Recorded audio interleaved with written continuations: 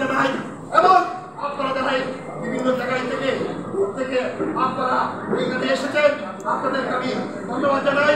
আরেকটা কথা বলতে চাই, আজকে থেকে এবং আগামীকাল থেকে আপনারা আমরা বিকালে এই পৌরসভা উপজেলার এবং সংগঠনের এই কার্যালয়ে আমরা প্রতিদিন বলবো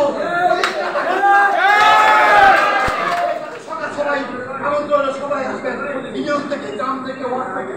আমরা এই অনুষ্ঠানকে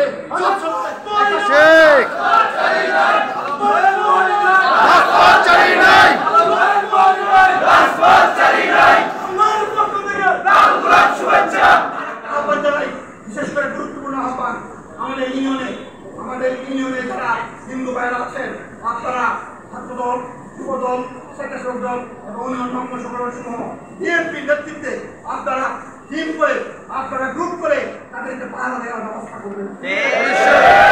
একটা কথা বলতে চাই, আপনারা দয়া করে আর কোন ধরনের বিশৃঙ্খলা করবেন না।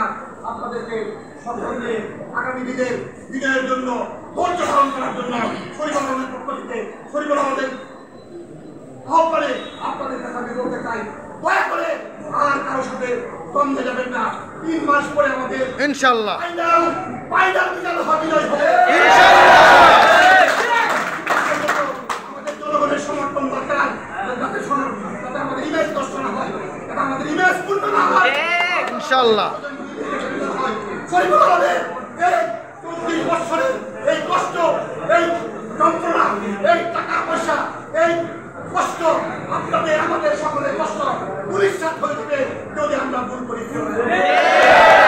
আগামী 3 মাস শুধু জনগণকে ভালোবাসুন, এরপরে এই দেশের মানুষের সেবা করার জন্য প্রস্তুত নেই।